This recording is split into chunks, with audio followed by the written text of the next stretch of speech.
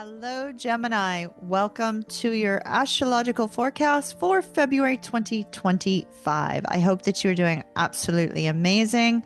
We are going to dig into the transits and how they are going to affect those of you with a very strong Gemini placement.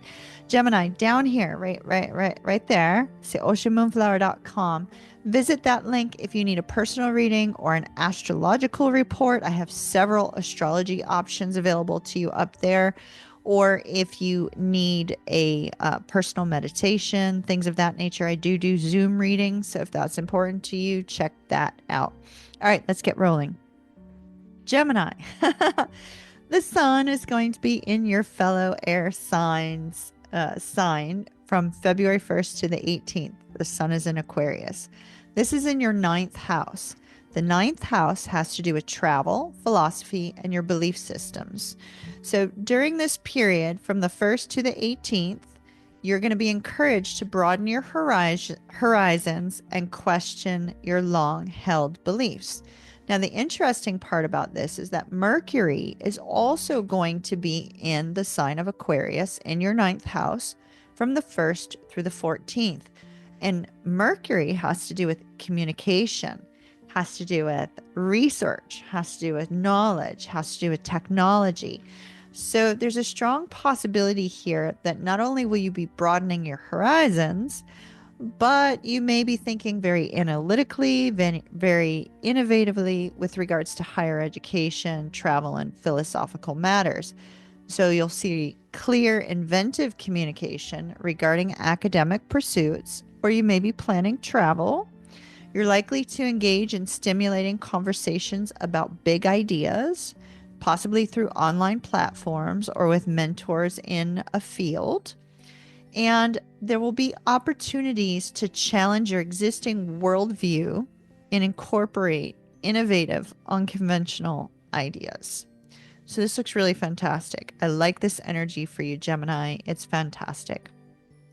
On the 8th of February, the sun will be sextile Chiron, and this brings a gentle energy to help you to heal any old wounds related to your beliefs or any previous travel or learning experiences that you had to help you embrace a more empowered perspective. We also see Mercury trine Jupiter today, the day that I'm recording this. So you may have a sudden idea about something that you want to learn, something new, and you may do a little bit of research over the next few days on that particular topic. So don't be alarmed or surprised if that happens for you. The sun is going to be moving into Pisces on February the 18th, and this is in your 10th house. Your 10th house is your house of career, public image, and your long-term ambitions. You have a ton of energy in your 10th house at the end of the month. So the theme for you, Gemini, is going to be shifting your attention from this energy that you previously held to one of, how do you broaden your horizons with your professional life? There may be a renewed focus on, my apologies, I forgot to turn off my name tag, Gemini. My apologies, my dears. You don't need that shit up there. All right. So you may be focusing on broadening your horizons with regards to your professional life. There may be a renewed focus on how you wish to be seen in the public arena, especially when it comes to career goals and rethinking your reputation. So any visionary ideas you have at the beginning of the month can now be channeled into your career, allowing for a more creative and compassionate public persona. So that's positive for you. And as Mercury moves into Pisces on the 14th, that's a very intuitive and creative energy as well. So you may start thinking about career matters and your public image and taking a more imaginative, empathetic quality.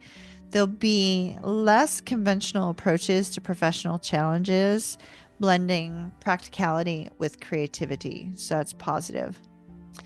Mercury is going to be conjunct Saturn, the taskmaster, on February the 25th. This is going to make there be a serious tone to your long-term career goals.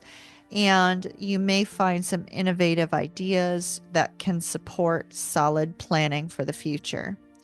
Mercury will be sextile Uranus on the 27th to give inventive insights that can lead to unexpected improvements in your career sector as well. So there's a lot of movement in your career sector, Gemini.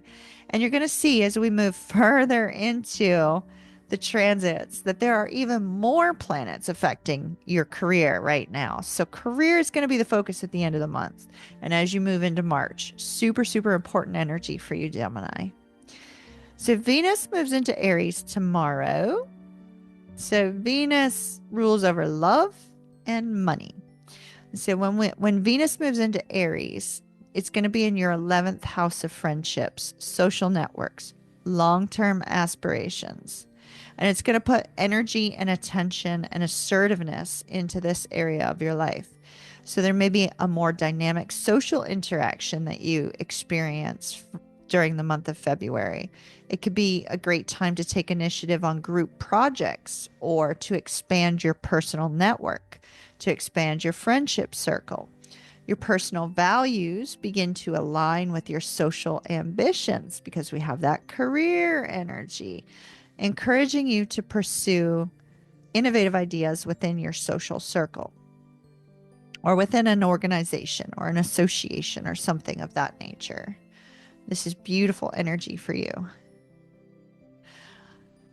Now, the most difficult energy for February 2025 is Mars in retrograde.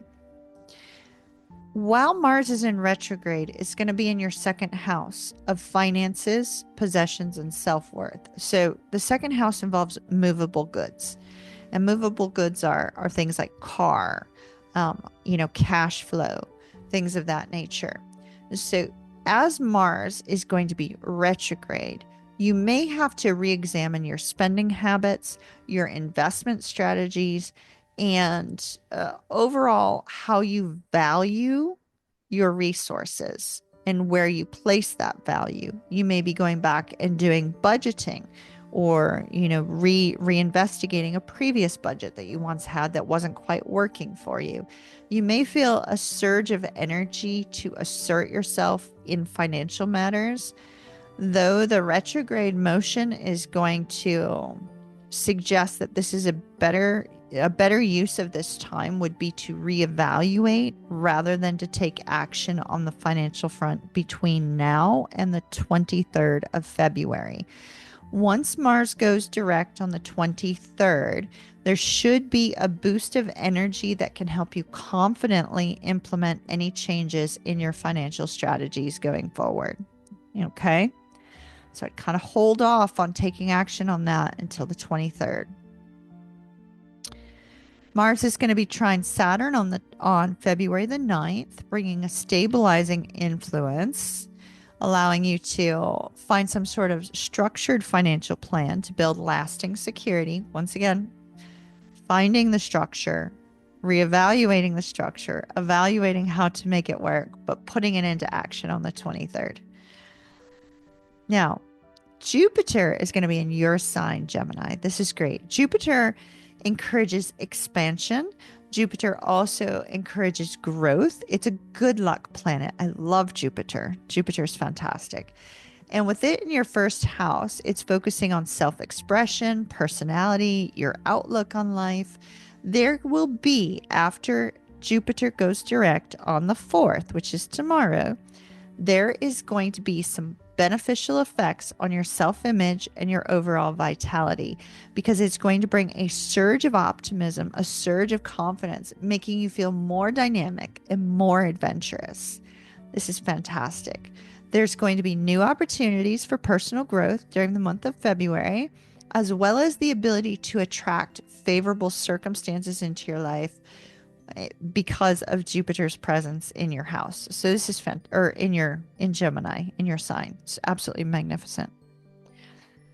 Now, let's move back to career because there's two outer planets in your career sector. Saturn is in Pisces and Neptune is in Pisces. So Saturn, he brings the life lessons. He brings the discipline. It's almost like he's like the manager, right? The manager that says, this is what you need to be doing. This is the structure you need to hold with regards to your career and public image. So Saturn is going to call for you to find a more methodical, long-term approach to your professional aspirations. So whatever it is you wish to accomplish on the career front, Saturn's going to say, okay, yeah, that's a great view, but how do you get there practically and structured? And you being a mutable sign, structure isn't something that makes you feel super comfortable, but yet it's going to be necessary at the end of the month to help you achieve your goals. So you may need to confront any uncertainties you have in your public life and any uncertainties you have with regards to your career to build a nice, solid foundation for future success. Now, Neptune's the visionary. Neptune in Pisces brings kind of this somewhat elusive quality to your career and public reputation. You will have heightened creativity and heightened intuition with regards to professional matters, but be careful that they don't become unrealistic. So avoid any confusion or unrealistic expectations. Try to allow yourself to remain grounded, because Neptune can sometimes make you feel like things are tons better than they might actually be. So it's important for you to remain grounded and, harness that creative energy, harness that intuition, but be clear with your thinking, clear with your future direction. Okay. Uranus, planet of freedom and rebellion, is in Taurus in your 12th house. The 12th house is the subconscious. We call it like the subconscious retreat, right? It's where you focus on your belief systems, your spirituality, what's going on in the hidden mind. It gives you the opportunity to break free from any old limiting patterns and embrace an unconventional approach when it comes to personal healing. However, it's a very solitary energy. So there may be sudden innovative insights, right? Regarding your inner life, hidden strengths that perhaps you're not paying attention to. And so that's going to be Uranus's task for February for you. Pluto is going to be in Aquarius in your 9th house. We're going back to belief systems, higher education, and long distance travel with Pluto. Pluto is shadow work. Pluto highlights shadow work, highlights our inner fears, highlights those things that you don't tell other people. And so when Pluto comes into play, there's a need to look at any outdated views and discard those outdated views and find a way to align things with the present. So since Pluto has a tendency to kind of go back and kind of like make you reinvestigate those fears, it's important that since Pluto is in the 9th house, it's important to look at your philosophical outlook and say, okay, what aligns with me now? And throw out that which doesn't. And it's okay for that belief system to change. It's okay for you to see things change. It's okay for you to look at higher education in a new way. It's okay for you to consider long distance travel, new cultures, things of that nature. But to release any fears or worries that may have been holding you back in the past, that's what Pluto forces you to do. And Pluto will be here to bring an opportunity for you to rebuild your worldview in a way that aligns with your evolving identity. It's really a great energy for you. Now, we talked about the lunar node and Lilith and Chiron in January, and Lilith and Chiron are still in the same houses. So there's still challenges in one-on-one relationships and you asserting your needs. There's still challenges with regards to healing opportunities with your social networks. Just be aware these are there. Try not to be blown away by them. Now, the lunar node in Pisces is bringing up this element of a karmic review with regards to your career and your long-term aspirations.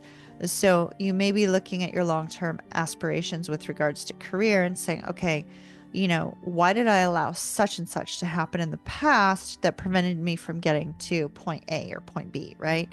And so there's a review of things that were done in the past and where you are now. The importance is not to get stuck in those things of the past, and the importance is to move forward on what truly aligns with your true vision for the future, what you're feeling is your true purpose. Now, Gemini, whew, we're almost done. The full moon in Leo is going to be on February the 12th, and that is in your Gemini first, Cancer second, third house. Third house of communication, local environment, neighbors, siblings.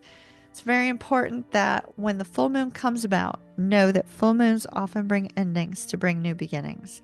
So there may be some way in which you express yourself to siblings, to your neighbors, some way that you express yourself with regards to communication that needs to be changed or modified. There may be a need to let something go in order to make adjustments. So it's a great time to release any communication blockages or outdated thought patterns that could hinder how you effectively express yourself. And last but not least, the new moon will be in Pisces on February 27th. We've been talking, Gemini, about all this wonderful energy in your career sector. And with all this wonderful energy in your career sector and the new moon shifting into Pisces in that 10th house, new moons allow us to set new intentions for the future. They allow us to find a clear direction forward and to open up to new possibilities. So you have an opportunity at the end of the month for 28 days following February the 27th, to bring about some sort of new change or new movement in your career sector, in how you're perceived publicly with regards to your career, in how you see your long-term aspirations with regards to career. Now is the time to manifest something beautiful in that area of your life, Gemini. Gemini, thank you so very much for joining me today. Mahalo nui loa. Love and light. Kiss, kiss for motion. Mwah, and ta-ta for now.